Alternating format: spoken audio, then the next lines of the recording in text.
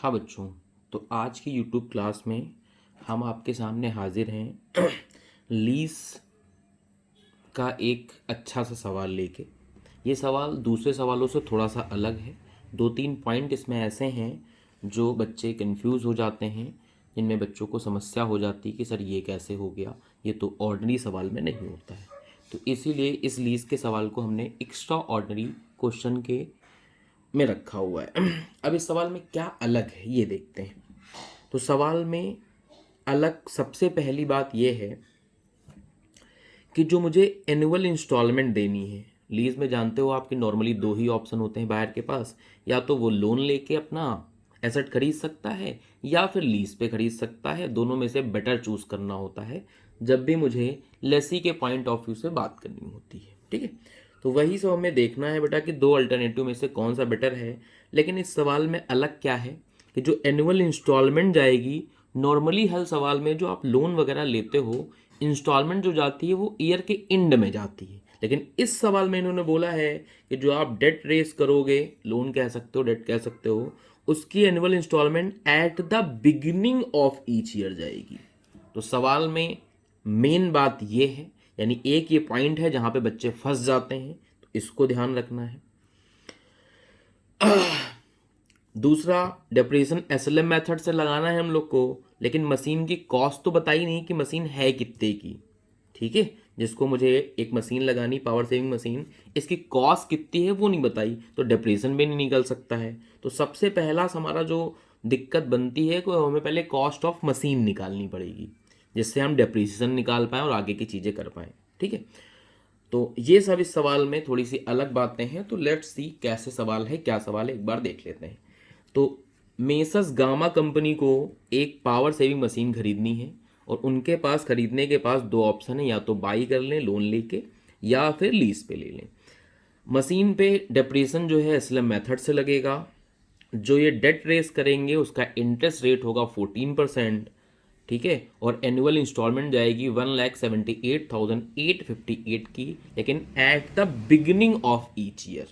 5 साल में पे करेंगे, लेकिन कैसे पे करेंगे, यानी बिगिनिंग में करोगे तो कैसे हो जाएंगे आपके ईयर। सबसे पहला 0 पीरियड, फिर 1 ईयर के एंड में, फिर 2 ईयर के एंड में, 3 ईयर के एंड में और 4 ईयर के एंड में। 5th ईयर के एंड में कोई भी इंस्टॉलमेंट नहीं जाने वाली।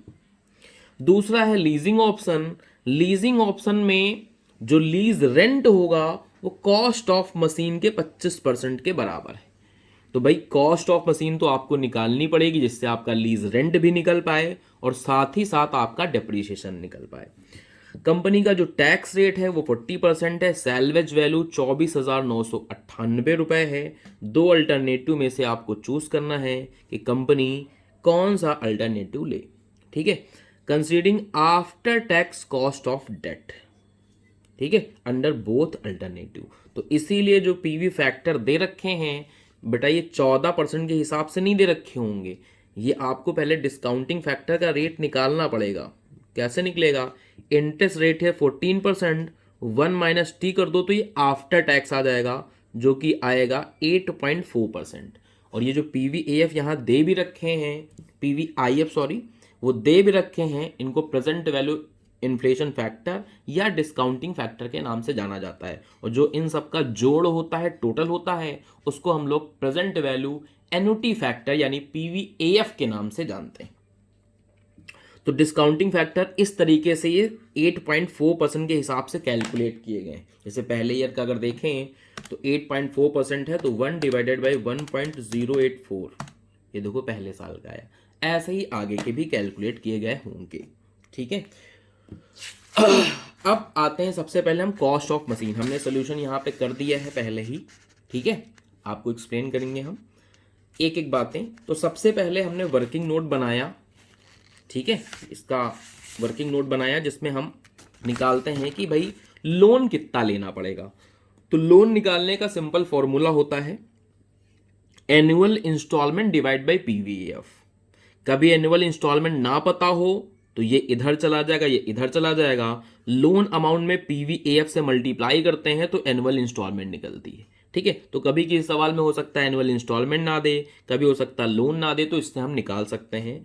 तो हमने एनुअल इंस्टॉलमेंट देनी थी 1,78,858 की, डिवाइड बाई PVAF करोगे। लेकिन PVAF में ध्यान रखना है क्योंकि इंस्टॉलमेंट आपकी जाएंगी 0 ईयर में, फर्स्ट ईयर में, सेकेंड ईयर में, थर्ड ईयर में और फोर्थ ईयर के एंड में। तो आपको PVAF लेना है लेकिन 0 से 4 ईयर का लेना है। तो इसीलिए हमने कहा 14% का रेट लगेगा क्योंकि लोन अमाउंट में डिस्काउंटिंग फैक्टर नहीं लगेगा। PVAF जो निकालना पड़ेगा वो 14% के रेट से निकालना पड़ेगा क्योंकि यहां हम प्रेजेंट वैल्यू नहीं निकाल रहे हैं, हम यहां लोन अमाउंट निकाल रहे हैं। ठीक है, तो यहां आपको 0 से 4 ईयर का डिस्काउंटिंग फैक्टर निकालना पड़ेगा, उनका सम करना पड़ेगा, वो भी 14% के रेट से। और आप जानते हो कि 0 पीरियड का जो डिस्काउंटिंग फैक्टर होता है वो हमेशा 1 होता है। तो इनका आपको निकालना पड़ेगा 14% के रेट से। 0 पीरियड का 1 हो जाएगा, पहले साल का निकालोगे तो 1 डिवाइडेड बाई 1.14 करना पड़ेगा, ये पहले साल का आएगा।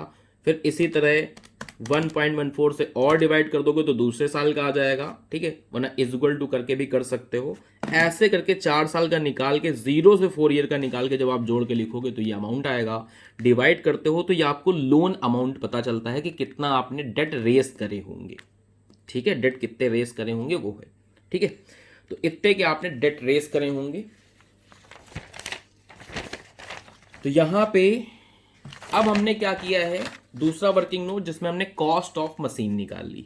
कॉस्ट ऑफ मशीन होता है कितना आपने लोन अमाउंट लिया, फिर अगर कोई डाउन पेमेंट किए हैं तो वो भी ऐड कर लेते हैं। डाउन पेमेंट यहाँ पे कोई नहीं था अलग से, तो इनको एडिशन कर लिया तो कॉस्ट ऑफ मशीन आ गई। ठीक है, कॉस्ट ऑफ मशीन में सैल्वेज वैल्यू घटा के 5 ईयर से डिवाइड कर दिया तो एनुअल डेप्रिसिएशन आ गया मेरा SLM मेथड के अंतर्गत 1,35,000। फिर आप जानते हो कि हमें डेप्रिसिएशन पे टैक्स सेविंग निकालनी पड़ती है, तो डेप्रिसिएशन इंटू टैक्स रेट कर दिया तो 54,000 की एनुअल टैक्स सेविंग आ जाएगी, जिसका हम लोग यहाँ पे लिखते हैं। ठीक है, एक चीज और हमने निकाल ली यहाँ पे। ठीक है, लीज रेंट निकाल सकते हैं, तो एक वर्किंग नोट और बनने वाला है यहाँ, working note number 5। Annual lease rent कितना होगा हमारा। ठीक है, तो एनुअल लीज रेंट कितना होगा, इन्होंने बोला था कि जो कॉस्ट ऑफ मशीन होगी इसके 25% के बराबर। तो 6,99,998 का 25% निकालोगे तो अप्रॉक्सीमेटली 1,75,000 रुपये आ रहा है। 50 पैसे कम आ रहे हैं तो राउंडिंग ऑफ करके 1,75,000 बोल सकते हैं हम। ठीक है, तो 4-5 वर्किंग नोट बनेंगे जो हमने आपको दिखाया। अभी एक वर्किंग नोट नहीं समझाया है, ये भी समझा देते हैं, तब मेन सवाल पे आते हैं।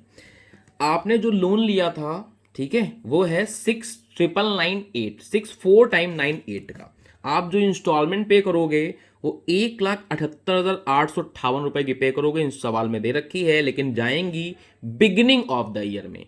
तो फर्स्ट ईयर के बिगिनिंग में जो जाती है उसको हम लोग 0 पीरियड लिखते हैं, तो 0 से 4 ईयर में आपकी इंस्टॉलमेंट जाननी है। पहले साल आप तुरंत ही इंस्टॉलमेंट पे कर देते हो तो उस पर कोई इंटरेस्ट नहीं होता है, यानी 0 पीरियड में कोई भी इंटरेस्ट आप नहीं पे किया, आज ही आपने डेट रेस करे और आपने इतना पेमेंट कर दिया, तो पहले साल आपका कोई भी इंटरेस्ट नहीं है, पूरा का पूरा अमाउंट प्रिंसिपल में है। 0 पीरियड में अगर आउटस्टैंडिंग प्रिंसिपल निकालें तो इसमें से आपको प्रिंसिपल अमाउंट, लोन में से प्रिंसिपल अमाउंट माइनस करना होगा 5,21,140। पहले फर्स्ट ईयर के एंड में जो ब्याज पे करोगे वो इस अमाउंट पे करोगे। आउटस्टैंडिंग प्रिंसिपल हम लोग निकालते ही हैं ऐसे ही कि इसमें हम अगले साल का इंटरेस्ट निकाल पाए, तो इस पे आप 14% रेट से ब्याज निकाल लोगे, 72,960 आ जाएगा। इंस्टॉलमेंट में से ब्याज घटा दो, प्रिंसिपल आ जाएगा। ठीक है, तो प्रिंसिपल कैसे निकल रहा है, इंस्टॉलमेंट में से इंटरेस्ट माइनस कर करके, तो इसमें से इंटरेस्ट माइनस कर दोगे, प्रिंसिपल आ जाएगा। आउटस्टैंडिंग प्रिंसिपल कैसे निकलेगा, पिछले जो पीरियड में आपने आउटस्टैंडिंग प्रिंसिपल निकाल लिया है, इसमें करंट ईयर में जो आउटस्टैंडिंग प्रिंसिपल आपने पे किया उसको माइनस कर लो, ये आ जाएगा। फिर 14% ब्याज, फिर इसमें से ये माइनस करो प्रिंसिपल, फिर आपको आउटस्टैंडिंग प्रिंसिपल में से करंट ईयर में प्रिंसिपल रीपेमेंट जो करी वो माइनस करोगे तो ये अमाउंट आ जाएगा। तो इस तरीके से चलता है। और लास्ट ईयर में हमेशा क्या किया जाता है कि हमें आउटस्टैंडिंग प्रिंसिपल को 0 करना होता है, और आउटस्टैंडिंग प्रिंसिपल को 0 करने के लिए क्या किया करते हैं हम लोग, जो सेकेंड लास्ट रहेगा इसको ही डाल देते हैं हम लोग प्रिंसिपल अमाउंट में, और इंटरेस्ट निकाल लेते हैं हम लोग बैलेंसिंग फिगर। वरना जब भी आप इस पे इंटरेस्ट कैलकुलेट करोगे तो 2-4 रुपए का डिफरेंस आ जाता है। तो उस डिफरेंस को हम लोग क्या करते हैं, इंटरेस्ट से ही सेट ऑफ कर देते हैं। तो बेसिक तरीका क्या है कि जो सबसे लास्ट ईयर में आया हो, सेकंड लास्ट में, उसी को आप उठा के प्रिंसिपल पे लिख दो और यहां से दोनों का डिफरेंस निकाल के इंटरेस्ट में लिख दो और इसको जीरो कर दिया जाता है। तो इस तरीके से हमने प्रिंसिपल कंपोनेंट निकाल लिए और कितना ब्याज पे करोगे वो निकाल लिया। ठीक है, ये हमारी सारी वर्किंग बन चुकी हैं। अब हम सवाल लगाने पे आ जाएंगे। तो दोनों ऑप्शन में आपको पहले से पता होगा कि हमें present value of cash outflow निकालनी पड़ती है, और जिस ऑप्शन में present value of cash outflow कम होती है उसी ऑप्शन को हम लोग अच्छा मान लेते हैं, उसी ऑप्शन को हम लोग चूज कर लेते हैं। तो सबसे पहले हमने निकाला computation of present value of cash outflow under lease option. Lease option में कैसे निकालते हैं हम लोग, लीज रेंट 1 - टी कर दोगे, नेट ऑफ टैक्स हो जाएगा, इनटू पीवीएएफ ले लो। ठीक है, पीवीएएफ जो यहां पे लेना है वो यही वाले आपको लेने हैं, यानी 8.4% के, वो भी 1 से लेके 5 साल तक, क्योंकि लीज रेंट जो पे करोगे वो एट द एंड पे होता है, लिखा भी है। तो यहां 1 से 5 साल का मतलब इन्हीं को जोड़ के आपको लिखना है, मल्टीप्लाई कर दोगे तो इस ऑप्शन में आपको present value of cash outflow आ जानी है, जो कि 4,14,845 की आ रही है। अब दूसरे ऑप्शन में हमने निकाला बेटा computation of present value of cash outflow under loan option. ठीक है, अब जो यहां हमने ईयर लिखे हैं वो 1 से लेके 5 तक लिखे हैं। ठीक है, लेकिन एक जो है प्रिंसिपल अमाउंट हमारा 0 पीरियड में पे हो रहा था, तो प्रिंसिपल अमाउंट के लिए यहां 0 पीरियड का कॉलम हमने नहीं बनाया था, तो बाद में एडिशन कर दिया। 0 पीरियड में आपका प्रिंसिपल अमाउंट इतना है, बाकी ये 4 हैं। पीछे जो वर्किंग नोट बनाया है इसमें से आप देख सकते हो सेम टू सेम यही वाले अमाउंट इधर हमने छाप दिए हैं।